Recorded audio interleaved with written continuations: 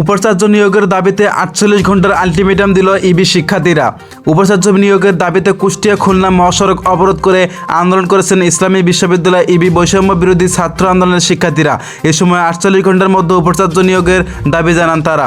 শনিবার ২১শে সেপ্টেম্বর বেলা 11:30টার দিকে মহাসড়ক অবরোধ করেছেন তারা। এ সময় ১ ঘন্টা মহাসড়ক অবরোধ করে রাখা হয়। এতে রাস্তায় উভয় পাশের কয়েক কিলোমিটার যানজটের সৃষ্টি হয়, ভোগান্তি পোহাতে হয় যাত্রীদের। পরে এক ছাত্র সমাবেশের মাধ্যমে ৪৮ ঘন্টার মধ্যে উপাচার্য নিয়োগের আলটিমেটাম দিয়ে মহাসড়ক ছেড়ে আন্দোলন স্থগিত করেছেন তারা। এর আগে বেলা ১১টার দিকে শিক্ষার্থীরা বিশ্ববিদ্যালয়ের বটতলা প্রাঙ্গণে জড়ো হন। পরে সেখান থেকে একটি বিক্ষোভ মিছিল বের করে প্রধান ফটকের সামনে মহাসড়কে এসে অবরোধ করেছেন তারা। এ সময় আন্দোলনকারীদের হাতে বিশ্বমানের ভিসি চাই, সংস্করণা ডিভিসাই সেনজেশন ও কবর দেয় ইবির আঙ্গিনায় দুর্নীতিবাজের ঠাঁই নাই।